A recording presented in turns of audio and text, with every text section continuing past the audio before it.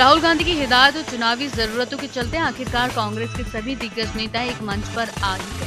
दिग्गी कमलनाथ, सिंधिया, पचौरी और भूरिया ने हाथों में हाथ डालकर एक सुर में कहा, हम साथ साथ हैं। पीसीसी ने चुनाव को देखते हुए 100 दिन का एक्शन प्लान तैयार किया।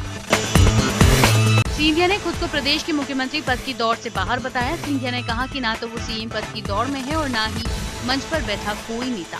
वहीं कमलनाथ से भोपाल आने से परहेज बरतने का सवाल पूछा गया तो नाथ ने कहा कि पीसीसी ठीक चल रही है तो उसमें हस्तक्षेप करने की बात नहीं है। कमलनाथ ने बीजेपी सरकार पर केंद्र की योजनाओं का क्रेडिट लेने का भी आरोप लगाया।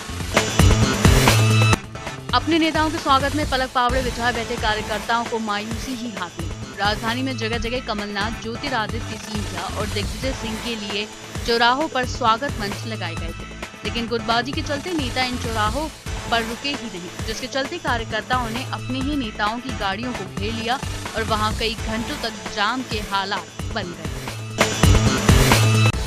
सिंधिया ने एक बार फिर बीसीसीआई के अध्यक्ष श्रीनिवासन के इस्तीफे की मांग की है। सिंधिया ने कहा कि कौन दोषी है कौन नहीं ये तो जांच के बाद पता चलेगा, लेकिन आरोप लगने के बाद इस्तीफा दे देना चाहिए। टिकट को लेकर कांग्रेस के स्थानीय नेताओं ने फिर कड़े तेवर अपना लिए हैं। कांग्रेस पार्षद सगीर ने कहा कि कांग्रेस स्थानीय लोगों की उपेक्षा कर रही है। विधानसभा का टिकट स्थानीय नेता को ही दिया जाए। कांग्रेस दूसरे नेताओं को विधानसभा के टिकट देती है जो हार का कारण बनते हैं। बीजेपी ने कांग्रेस के एकता प्रदर्शन को महज दिखावा करार दिया। बीजेपी ने कहा कि कांग्रेस में कभी गुटबाजी खत्म नहीं हो सकती। बीजेपी ने कहा कि कांग्रेस की एकता से बीजेपी को कोई फर्क नहीं पड़ता। कांग्रेस नेता दीपचंद यादव के भतीजे ने गोली मारकर आत्महत्या कर ली। घटना बरखेड़ी इलाके की है। घटना की सूचना मृतक के पिता मोहन यादव ने पुलिस को दी। पुलिस को घटना स्थल से देशी पिस्टल और एक राउंड बरामद हुआ है। बताया जाता है कि पारिवारिक विवाद से मृतक परेशान चल रहा था।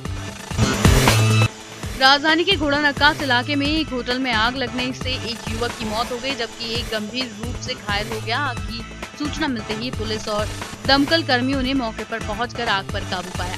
आग लगने के समय होटल में 30 से ज्यादा लोग मौजूद थे। आग लगने की वजह शॉर्ट सर्किट बताया जा रहा है।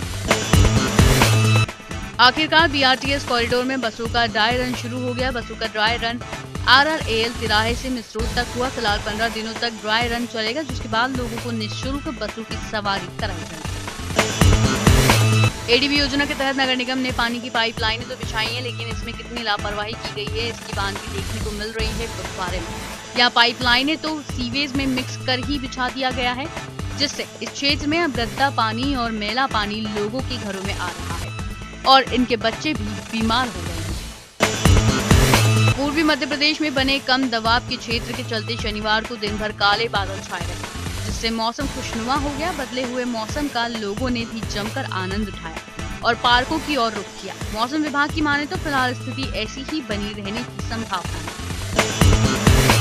आधार कार्ड धारकों को बैंकिंग सेक्टर से सौगात मिलने जा रही है। दरअसल जिनके पास आधार कार्ड है उनके 0 बैलेंस पर अकाउंट खोले जा रहे हैं। इन अकाउंट के खुलने से सरकार की तमाम योजनाओं का लाभ लोगों को मिलेगा। चार्टर्ड अकाउंटेंट ऑफ इंडिया की भोपाल शाखा ने रियल एस्टेट से संबंधित कराधानों पर टॉक शो का आयोजन किया। इस टॉक शो में रियल एस्टेट पर लगने वाले आयकर, सर्विस टैक्स और वेट पर एक्सपर्ट्स के साथ विस्तार से चर्चा की गई। रियल एस्टेट से जुड़े लोगों ने एक्सपर्ट से अपने सवाल भी पूछे।